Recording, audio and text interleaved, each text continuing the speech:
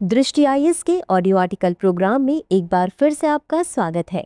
मेरा नाम है सपना कुशवाहा। आज का हमारा आर्टिकल इतिहास के महत्वपूर्ण भाग आज़ाद हिंद फौज से संबंधित है। यूपीएससी की प्रारंभिक और मुख्य दोनों परीक्षाओं में इस भाग से प्रश्न पूछे जाते रहे हैं। यह आर्टिकल आपके उत्तर लेखन की गुणवत्ता बढ़ाने में सहायता करेगा। यह ऑडियो आर्टिकल सामान्य अध्ययन प्रश्न पत्र 1 के इतिहास खंड से जुड़ा है। तो आइए आर्टिकल की शुरुआत करते हैं।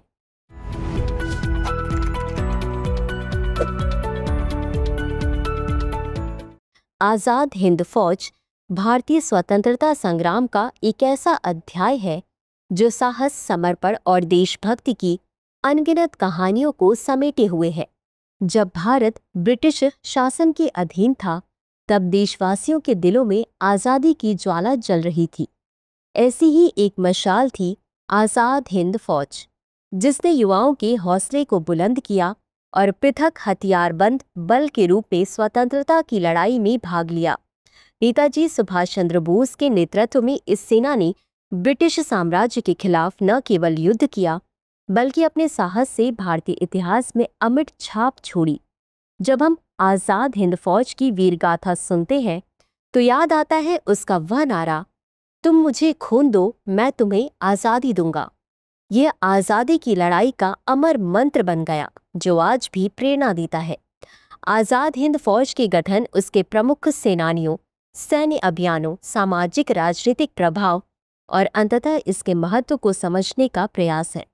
प्रत्येक बिंदु को सुचारू रूप से जोड़ते हुए हम इस आंदोलन को पूरी तरह से जानने की कोशिश करेंगे। आइए सबसे पहले समझते हैं कि आज़ाद हिंद फौज की स्थापना और इसका प्रारंभिक युग क्या था।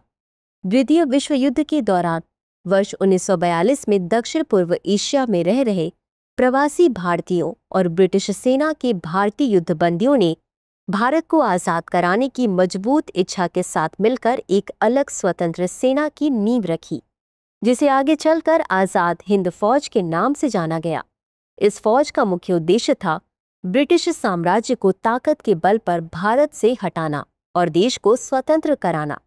इस सेना की शुरुआत कप्तान मोहन सिंह ने की थी, जिन्होंने मलाया और सिंगापुर में जापान की सेना द्वारा बंदी बनाए गए भारतीय सैनिकों को एकत्र किया। इन सैनिकों को संगठित कर उन्हें ब्रिटिश शासन के खिलाफ लड़ने के लिए तैयार किया गया। जापान ने इस पूरे अभियान में रणनीतिक सहयोग दिया और इन सैनिकों को प्रशिक्षण, हथियार और अन्य जरूरी सहायता प्रदान की, जिससे आज़ाद हिंद फौज की नींव मजबूत हो सकी। 21 अक्टूबर 1943 को नेताजी सुभाष चंद्र बोस ने सिंगापुर पहुंचकर इस फौज की कमान संभाली और आज़ाद हिंद सरकार की स्थापना की।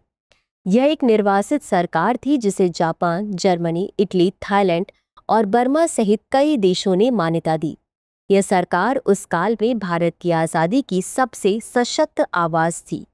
आइए अब समझते हैं कि आज़ाद हिंद फौज की सैन्य गतिविधियां और अभियान क्या थे। 1943 से 44 के बीच आज़ाद हिंद फौज ने कई रणनीतिक अभियानों में भाग लिया। मुख्य युद्ध क्षेत्र बना म्यांमार और पूर्वोत्तर भारत। 1944 में आईएनए ने जापान की मदद से इम्फाल और कोहिमा की ओर मार्च किया और इस समय चलो दिल्ली नारा देते हुए फौज भारत की सीमाओं की ओर बढ़ी। कठिन मौसम, आपूर्ति संकट और जापान की हार ने इस अभियान को विफल कर दिया। हालांकि सैन्य दृष्टि से फौज को पूर्ण सफलता नहीं मिली, लेकिन इस अभियान का भारतीयों पर गहरा मनोवैज्ञानिक असर हुआ। पहली बार एक भारतीय सेना ने औपनिवेशिक ब्रिटिश सत्ता को सैन्य चुनौती दी थी। आइए अब समझते हैं कि आज़ाद हिंद फौज का सामाजिक और राजनीतिक प्रभाव क्या हुआ। आज़ाद हिंद फौज का प्रभाव केवल युद्ध क्षेत्र तक सीमित नहीं था। जब 1945 में ब्रिटिश सरकार ने दिल्ली के लाल किले में आईएनए के 3 अधिकारियों colonel Prem Sahgal, major general Shahnawaz Khan और गुरबख्श सिंह ढिल्लों पर मुकदमा चलाया, तो पूरे देश में जनाक्रोश फैल गया। इन मुकदमों ने भारत में राष्ट्रवादी आंदोलन को नया बल दिया।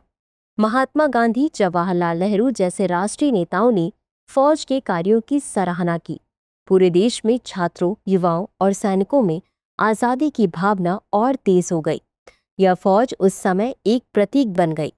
आइए अब समझते हैं कि आज़ाद हिंद फौज के प्रमुख सदस्य और रानी झांसी रेजिमेंट क्या थी। नेताजी सुभाष चंद्र बोस इस सेना के सर्वोच्च नेता थे, परंतु उनके अलावा कई अन्य प्रमुख नेताओं और सेनानियों ने भी इसमें योगदान दिया।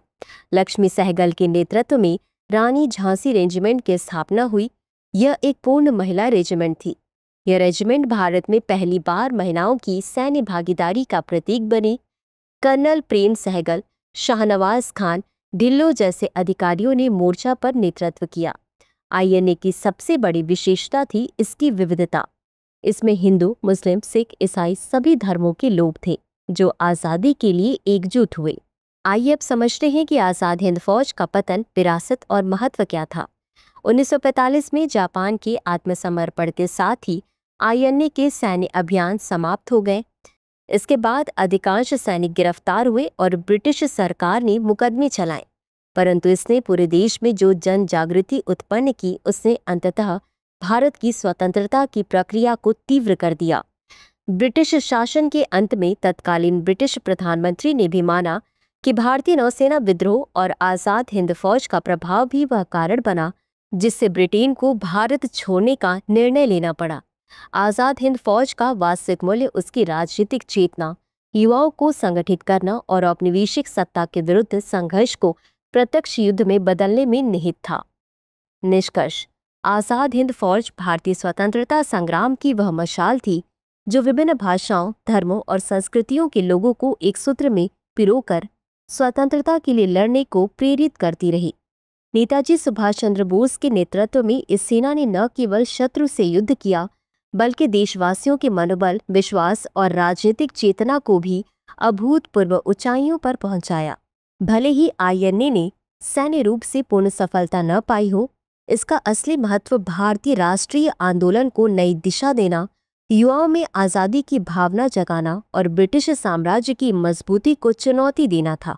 इस कारण आज़ाद हिंद फौज आज भी उस शौर्य, साहस और देशभक्ति की पहचान बनी हुई है जो आज के भारत के प्रत्येक नागरिक को गर्व से भर देती है। तो चर्चा को विराम देते हुए नोट कर लेते हैं आज का सवाल। आज़ाद हिंद फौज भारतीय स्वतंत्रता आंदोलन की सैन्य शाखा से अधिक एक जन चेतना थी। इस कथन की आलोचनात्मक समीक्षा कीजिए। तो व्यूवर्स, आज के लिए बस इतना ही। मिलते हैं अगले एपिसोड में किसी नए टॉपिक के साथ। तब तक के लिए धन्यवाद। डियर व्यूअर्स, अपने एग्जाम की तैयारी को और बेहतर करने के लिए हमारे चैनल को लाइक, शेयर और सब्सक्राइब करना न भूलें।